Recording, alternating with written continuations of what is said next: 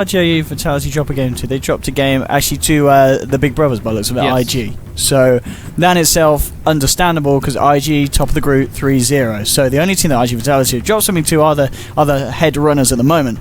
So yeah, bearing in mind in that and considering the other game where they did take down, they took down CDEC U, so arguably maybe another easier game for them as CDEC U yet to win a game.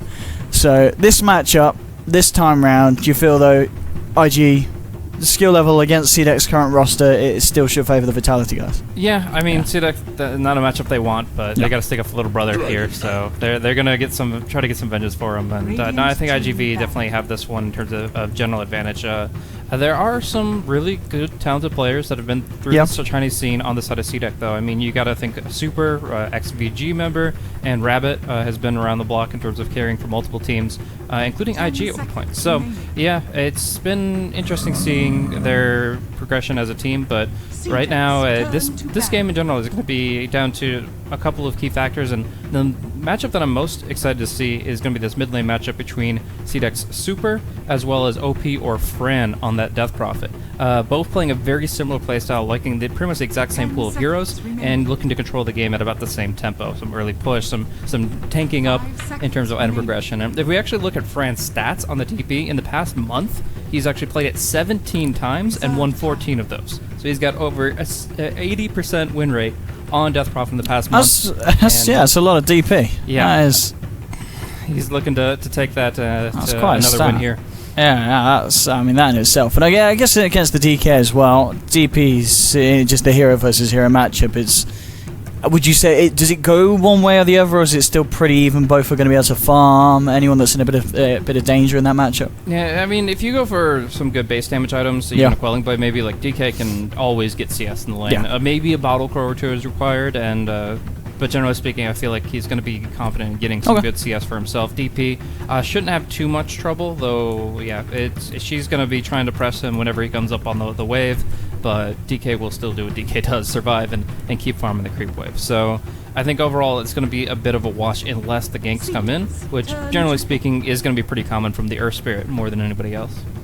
It's gonna be, so these final picks now. I mean, up until this point, the opening 4 picks from both sides, it really feels there's nothing special. This is what we come to expect in this patch. And CDC finishing off with the Clinks here. I mean, that's a bit of an interesting one. Why do you feel this is a game where they felt Clinks kind of fits the bill? And I mean, Elder Titan. I mean, this hero wins games. Honestly, Elder Titan, Terrorblade, they are literally the heroes of the moment. And getting at 5th pick. I gotta say, I know you already said that IG Vitality are the favourable side, but that for me, this is a good draft. I mean, is Clinks going to be the hero that Rabbit's going to bring the game back round for CDC? Why the Clinks? He's certainly going to try. I mean, the cool thing about Clinks is that when he gets the ultimate out on a big creep, like he's able to actually build himself a really powerful spike in damage, and then he could just get very aggressive and start just laying into people. In terms of the off lane versus safe lane, Clinks with the highest attack range of just about anybody is going to be able to keep that Beastmaster back. You don't really get to double bore contest up against that off lane, even though Disruptor is pretty weak against it. Clinks is just so strong with long range searing arrows. So I do think that Rabbit's going to get some pretty good farm here. Beastmaster's not going to get as much as he normally would in that off lane. But going back to that synergy, man, I mean, we've got ourselves negative armor through the Elder Titan's aura as well as the Wave of Terror, all enhancing the damage that comes directly from the Slark and the DP. So I really do think it's going to be quite problematic for about everybody but the DK. DK's Dragon Blood, he gets to rely on that, at least until the Silver Edge comes out, but everybody else is going to be very squishy. Alright, well here we have it, ladies and gentlemen, getting into the action of game game 1. This, of course, is the 1-game series, as we are still in the round-robin stages of the qualifiers. IG Vitality up against CDEC. And with the drafts complete, I mean, overall, obviously, you're talking about that final bit, but it's kind of the drafts overall. In your eyes, do you kind of favour what a certain team's going for here? Do you feel there's a clear draft winner, or both got something that they're setting out to do? I mean, I definitely want to see what they can accomplish with the Clinks, but generally, I'm not really expecting too much from it. I mean, they've got the Darkseer, Disruptor, Earth Spirit, all of them really successful in terms of really area of effect control, and the DK can add to that when he gets the Blue Dragon form. But yeah, I really got to see what this Clinks can accomplish before there's any shot that CDEC will take it. For now, IGV, they've got their bread and butter heroes. They've got Fran on his favorite. I'm going to say that I would definitely favor their hero. Yeah, I mean, as you said in the job, that ridiculous stat, 80% win rate on 17 games of the last month. Well, talking about the man himself, they're going to roll straight in onto him. And, I mean, Siphon, I don't think that's going to keep the man alive. He's going to try his best. Oh, it's a good stomp. It's a good stomp. Great play from Super, saving the Death Prophet's backside. And, yeah, Elder Titan, it wins you games. Yeah, and it's certainly something that Super's very familiar with. Yeah. He really likes this kind of four-position strength here that can just kind of get involved. He used to play a lot of Undying when that was the meta, and now Elder Titan really good at just being the saving grace in a tough spot.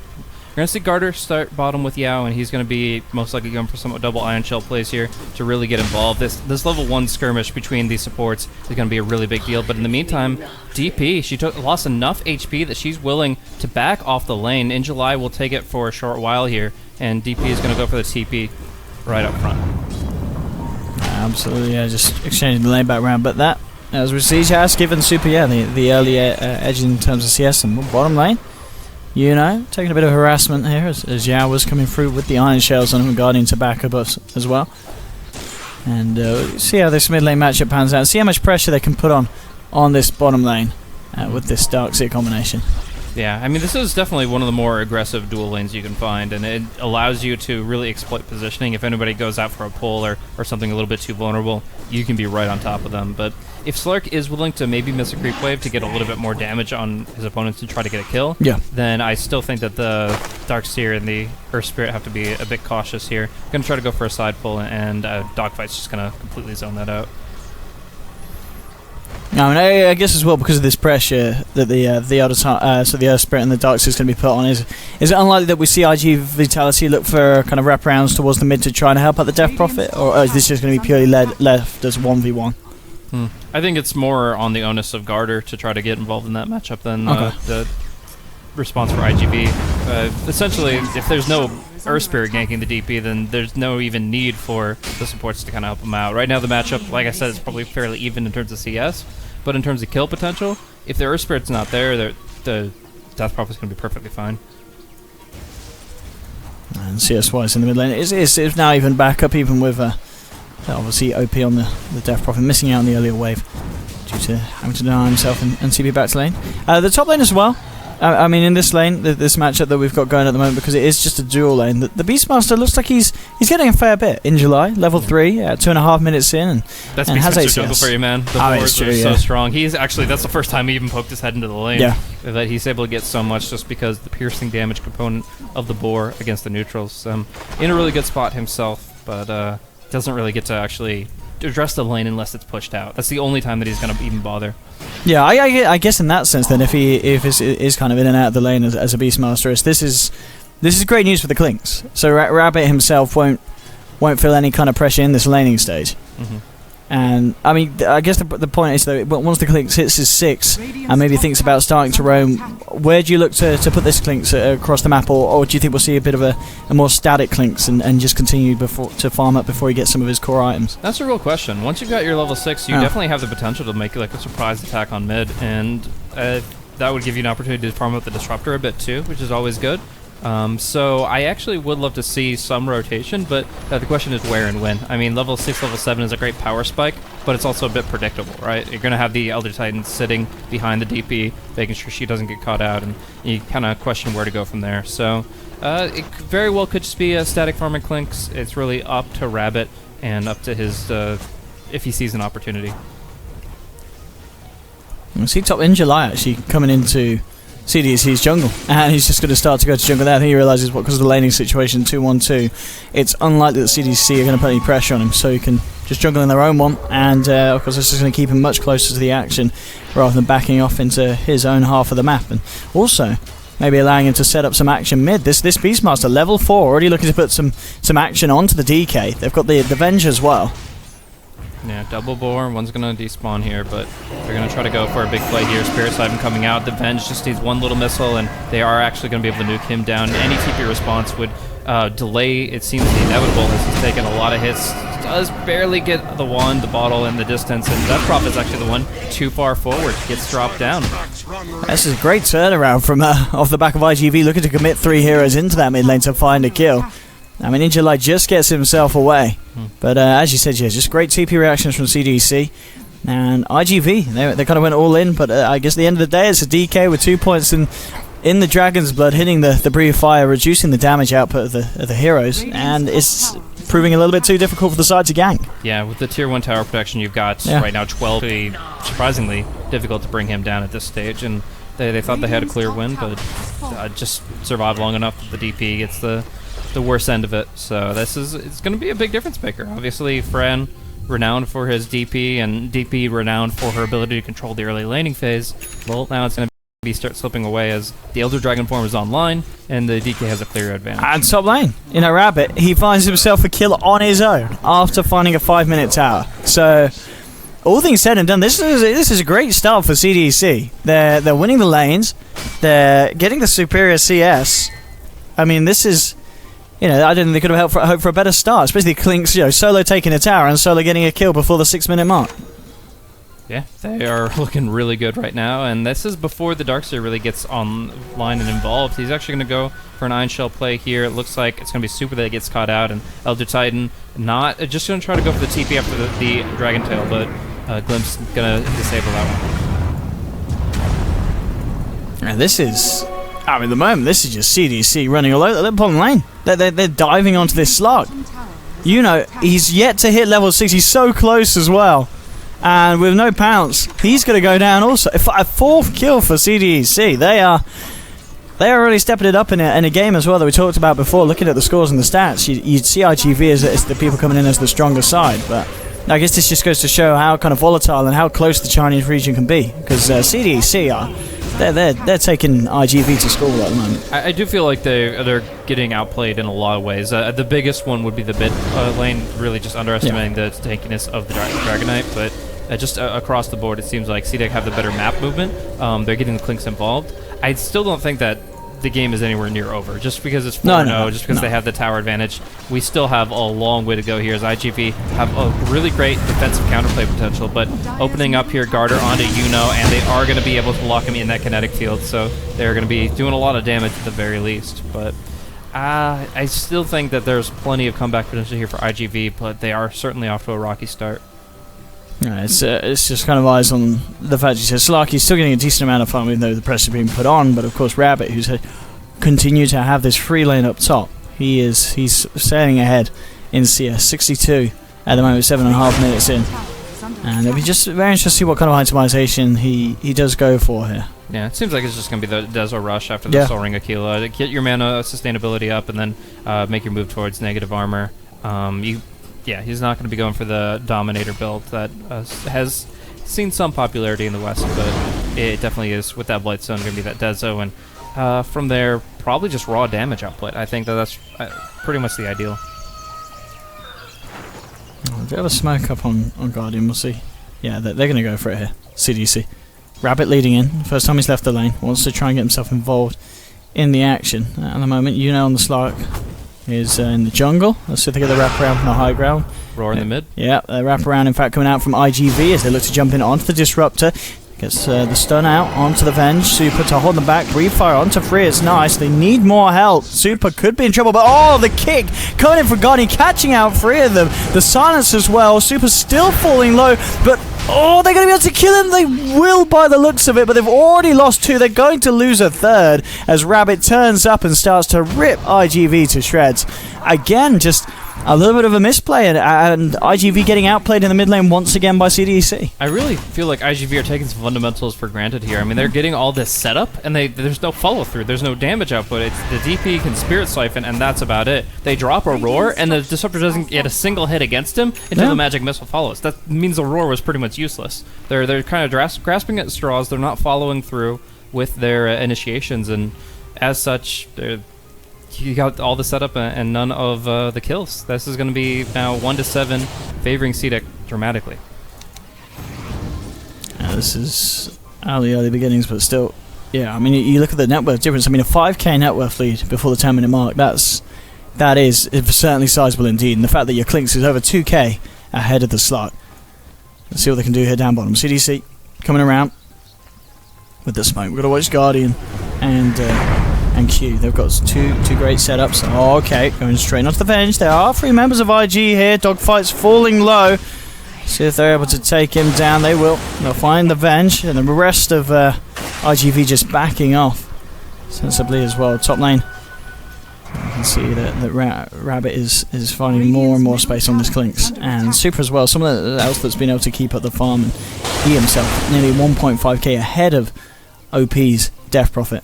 And the rest of CDC just continue to apply pressure on this bottom lane. They want to try and make a go. We'll see if they catch out Super here, hiding in the tree line, but Super silenced up all alone. There's going to be no backup for him. Rabbit's come down as well to join in the fun, and CDC finding themselves another freebie and a tower to boot as well. This Clinkz is just getting richer and richer, nearly 3k ahead of the Slark now. Yeah, a lot of momentum for him. The Desolator's just going to be able to cement that advantage of coming out very early here, and Super making initiation on in July.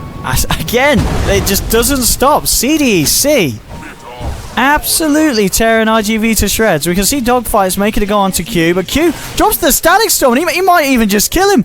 Venge incredibly low. Q needs a bit of backup, and we do see Super coming around from behind. He's going to be able to find this Vengeful Spirit, and in fact, he's looking for more. Oh, okay, the deny was there on that one. We'll see if he can finish this off. At the same time, Rabbit is killing off the Slark. Guardian's there to cancel OP's TP with a Boulder Smash. And again, CDEC, 12 for 2.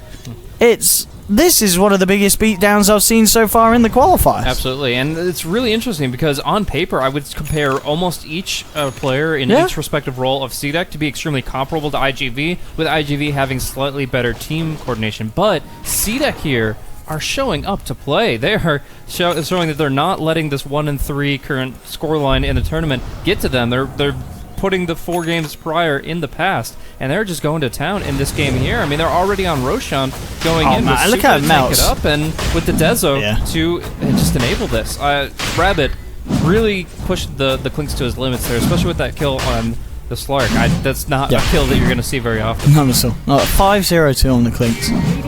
It's been a brilliant game, and he just seems to have found the perfect balance between staying in that lane, farming up, and heading around the map to get stuff done. And just like that, Roshan's going to go down. Nothing that IGV can do to stop it. And next time around, you're going to have to kill that Clinkz twice. So he's already up to 1600 on top of the Deso. It's really quite ridiculous here at the moment, the lead that they've got. Yeah. Fortunately for IGV, the Roshan doesn't give nearly as much early experience as it used to, and Aegis is, for Clinkz, not the biggest deal. It just means they have to have a different target priority. Usually going to be the Earth Spirit and the Disruptor earliest on, and try to kind of just get those freebies and hope that the fight doesn't unveil itself afterwards. Just get a couple picks. They don't really want a 5-on-5 at the moment. So Slark and Beastmaster are probably just going to try to coordinate for a fast fight and a small skirmish rather than playing into CDEC's hands, which is the full 5-man. There's Rabbit as well. He's coming up here. We'll see if he finds that in July. He knows he's around. He could have a shot at this. I mean, Injuly could go for the raw TP out if it looks a bit risky. We'll see what happens here. They've got backup coming through. Injuly. He's already caught out. Guardian turning up to the fight as well. And Rabbit, it's just, 4 hits to chunk down a Beastmaster at this stage of the game with the farm he's got. I mean, they need to shut down this Clinkz. He really is getting out of control. And the question is, I don't know how they do it. I mean, I guess, they're yet to skill the silence on the Death Prophet. Maybe a stomp into a magic missile. But at the same time, the catch feels kind of lacking for this Clinkz, unless they get the roll. But even there's no Necro book. Beastmaster needs a +1 or +2 if he wants to have any chance of killing this Rabbit Clinkz. Absolutely. It comes down to really them just rethinking how they position themselves on the map. Right now it's looking like a pub stomp. People are getting caught out, stranded by themselves, and it's just disastrous for them. They really need to start using sentries to bait. They need to start grouping up, and while that will really hurt their economy, if they can just get 1 kill on the Clinkz and get that kill streak ended, it'll make up for it tenfold. Yeah, absolutely. With the lead that he's got and the net worth difference that they're fighting from behind IGV, Clinkz kill would mean the world. I'm just going to be interested to see what he buys next. Can he afford to just continue to go aggressive, or will he just go back for something like a BKB? But I guess BKB doesn't really do too much for him this game. Yeah, there's a few merits to it. Right. He might be in trouble this time. But he's still got that Aegis to fall back on. And he got 2!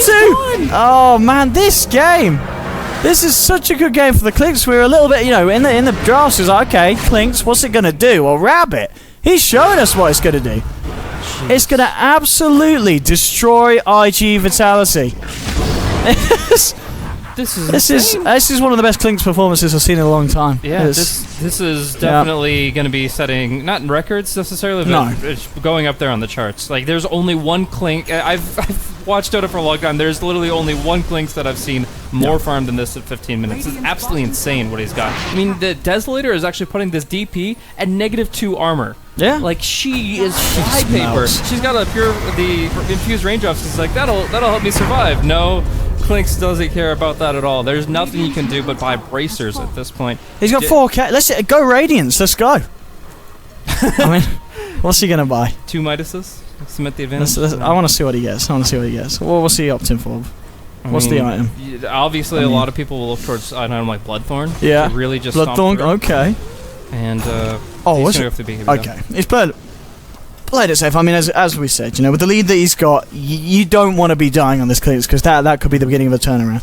So yeah, I mean with BKB, then that's I don't know how to kill him. I mean, Raw maybe into the full out exorcism goes chipping into him, but with the Elder Titan Aura, so you know there is still a chance of killing him, but at the same time it's gonna be so damn hard. But like you mentioned, there's already a limited amount of control, so if he gets the BKB off, then and he's not even done. Look, walks into the man. Top lane though, Q is in trouble, so they will lose the Disruptor. But CDC, they may just keep going on this push mid, and we'll see how IGV do want to respond to this one, as it just does not seem to be stopping this pressure that CDC are putting in. And as we can see, with the Clinkz damage in the death, so easy tier 2 for the side.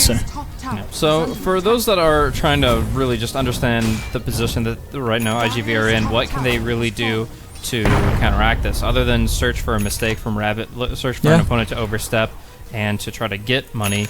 When they do actually find some money, they have to put it into very defensive items. Ghost Scepters are a must, and Clinkz can still go for Diffusal Blade. That still stacks with both Searing Arrows and Desolator now, so he can absolutely still go and purge off the Ghost. So, end of the day, they have options that can limit the Clinkz's potential, but most of it comes down to just getting constant vision and staying together all the time, because otherwise you are going to get picked off. You're going to get right-clicked down so quickly. Items like Eul's, Ghosts, Blinks will help, but at the end of the day, it's got to be just good movement and good positioning if there's any chance to stop the bleeding. Now let's see what happens down here. Look, Rabbit, he's looking for blood. They got a sentry down. They see the Slark. Will they get the lockdown? They get the stun, but Dark Pact was there in time, so Slark's fine. CDC, they are aware of this action going on from IGV down here, so they're not going to get caught out by it. And I guess at this point, I mean, CDC, they probably feel quite comfortable. I mean, they're not really in any rush to end this game, are they? I guess there's always the worry of the Slark getting too fat, but they don't need to go for any kind of YOLO plays, surely, CDC. No, they don't have to really get impatient. They don't have to overextend or anything like that. They still can kind of go for their bread and butter stuff. The Yao can pick up a Blink Dagger, find some good initiation, go with the next Rosh cycle, I would say. If they just follow the Roshan, that'll lead them to victory. Just kind of go with the timing where you can reliably push in with the carry. Because the thing is, while Clinkz isn't the best Aegis carrier in terms of combat, he's great for carrying it for the purpose of siege. If you're trying to defend your high ground, and there's a Clinkz sitting outside with an attack range of 640 and an Aegis and being farmed as all get out, like, what are you gonna do? You don't have your Nether Swap is not long enough range to really punish it. Like, you pull him to the tier 3 tower, but then he's still, again, they got that Aegis to work with. So I really do feel like IGV, once they're up against the Aegis crit, BKB, Deso Clinkz, they're gonna see their towers dropping, and they're not gonna be able to do anything to defend them. And this is. Yeah, I mean, the network craft, what is it? Yeah, 14k still. It's such a lead. Such a lead for CDC. What is the plan here for IGV? CDC moving across into the jungle. They've already got the creep wave pushing around, and they'll almost just look to take a tier 2. And I expect the question to be, what IGV do about this? And I guess at this point, if you're IGV, your best hope is what? Waiting for the high ground defense? I mean, you just can't do anything out. I mean, if there's any... I think you can rat a bit. You can push the top map. Their heroes aren't great for it, but like it's tactically an option where you want to try to get CDEX to spread the map. You don't. If they're moving as 5, they're indestructible. But let's say 1 or 2 moves top that aren't the Clinks, then you can try to target them down. But right now, yeah, if you do a little bit of push, gets the Darkseer to rotate, and that's about it. And they're just going to keep checking Rosh, keep checking the clock, and wait for it to come online. Now, I want to call out real quick Garter for picking up all these sentry wards. Yeah. A lot of people don't think about it, but not only is it great against the Slark, who's running around in Shadowblade, but it's also great for allowing the Clinks to continue to move, because IGV's best play is to drop Obs and Sentry constantly. I mean, it's coming in. I mean, they've stun onto 1, In July's gone. The damage as well, forcing dogfights back. They got to run. Super's got a haster, and he's just forcing the side back. But they just have so much map control. Yeah. They're the ones putting observers and sentries everywhere. The Slark can't move at all. He just can't breathe at this point. He's getting suppressed so significantly, and the supports on IGV can't counterplay the Clinks. They can't bait the Clinks because their sentry wards are getting dewarded. At this point, they have no vision. They have no light at the end of the tunnel. Super blinking and trying to end the game right here. And this is the thing as well. They line up. Sometimes we see a lineup get ahead, and it's like, well, they haven't got that good push. The CDC's got an amazing push. They really have.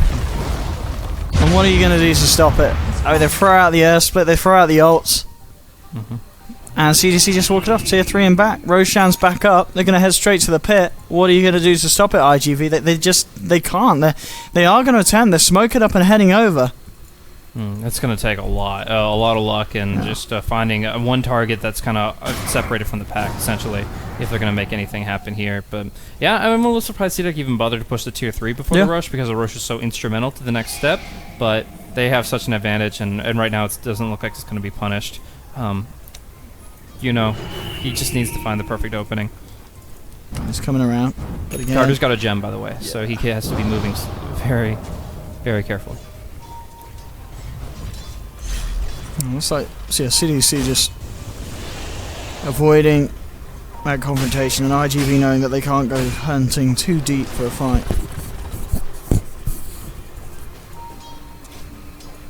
I mean, CDC are around the pit. It's looking like they just want to get the intel, looking around before they head back in. This ward here, they know that they've already backed up. So, and we've seen how quickly CDC can take it, so no reason for them to hold back too much. Super's already waiting in the pit. They do really they need to get the Clinks over. Because with Rabbit, that's how they do it. At such insane speed. It's Greaves now in the Darkseer as well. I mean, 22 minutes in. If they get the Aegis, of course, as it looks to be, they've got every tool available to just go for that high ground push, trying to get a set of racks, and IG Vitality is just going to have to hope for an insane fight if they want to have any chance of holding on to this game. Yeah, I feel like this just guarantees them the mid lane. Like, those 2 racks are standing, but the second this rush falls, they might as well not be. Yeah. There's no way they fight into the Clinks with the second life here. Swap into past your tier 4s and a roar under it will get you 1 Clinks kill, and that might still not be enough.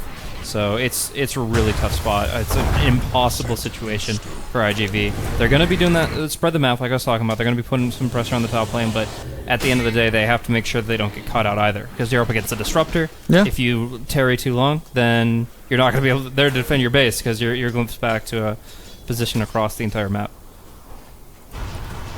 There we go, ready to put the pressure on CDC. We'll see how much they are able to get away with the advantage that they're holding.